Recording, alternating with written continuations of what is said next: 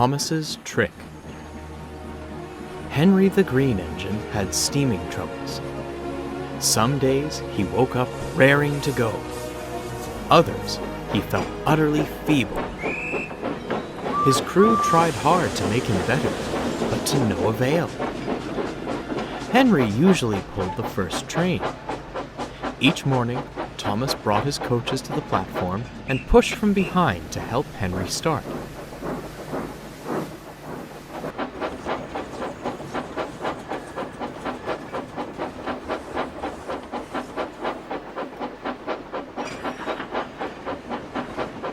He always whistled, "Good luck!" and Henry would whistle, "Thank you!" no matter how little steam he had. This made Thomas happy, but Henry's troubles concerned him.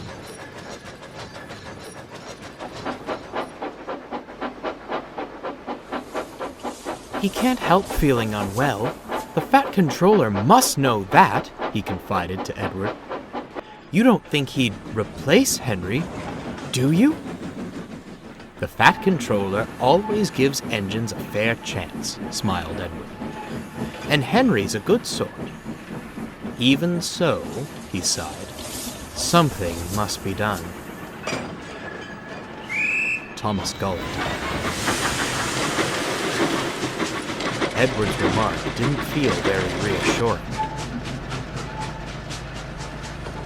Later, Thomas was shunting when he saw Sir Topham Hatt talking to the station master. He couldn't quite hear the discussion as Gordon came clanking in with the express. But he did hear Henry and making arrangements. "Oh dear, Henry is being replaced," he thought. "Little Thomas," beckoned Gordon. "My coaches need shunting, thank you very much." As Thomas coupled to the train, a thought struck him.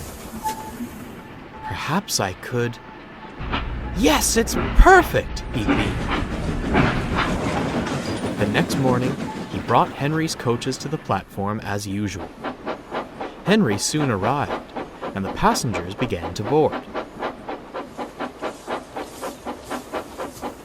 Thomas could hear Henry wheezing at the head of the train.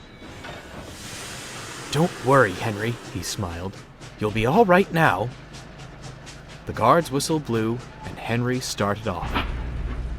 Thomas followed smoothly at first, but suddenly jerked forward.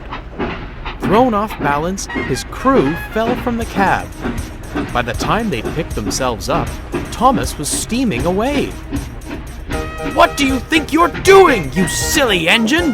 called the driver. Thomas knew exactly what he was doing. He'd remembered Gordon's trick of leaving before he could be uncoupled. This time, he wanted to follow up. "I'm helping Henry! I'm helping Henry!" he smirked. Cheeky engine, fussed the coaches. Henry was amazed how easy it felt to pull his train. "That's good, come along! That's good, come along!" he sang. It wouldn't be good for long.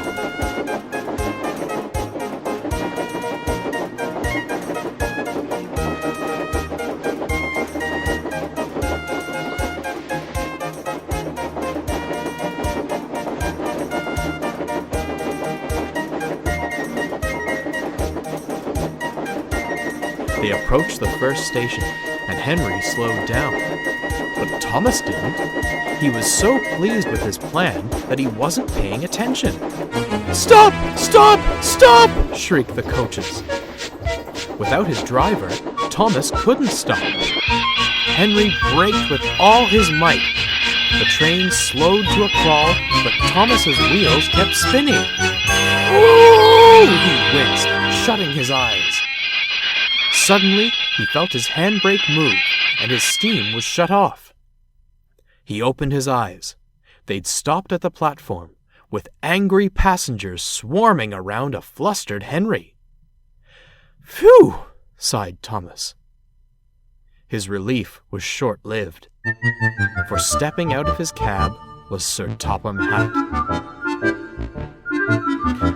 I appreciate you helping the train start, but this habit of gallivanting after them must stop, Thomas. You've no business running off down the main line, especially without your driver.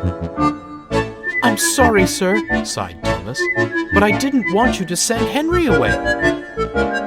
He explained what he'd overheard. I'm afraid you've let yourself get carried away, chuckled Sir Topham Hatt. I'm not sending Henry away.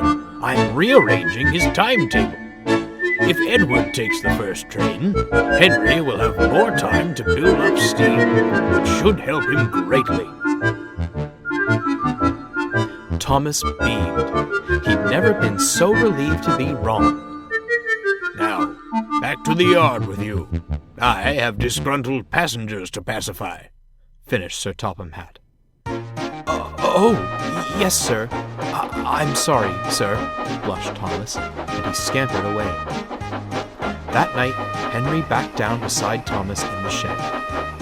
It was most kind of you to help me. Now that I have more time to build steam, maybe all my trains will be that easy to pull, even without you at the back, he chuckled. Thomas smiled, thankful that Henry wasn't going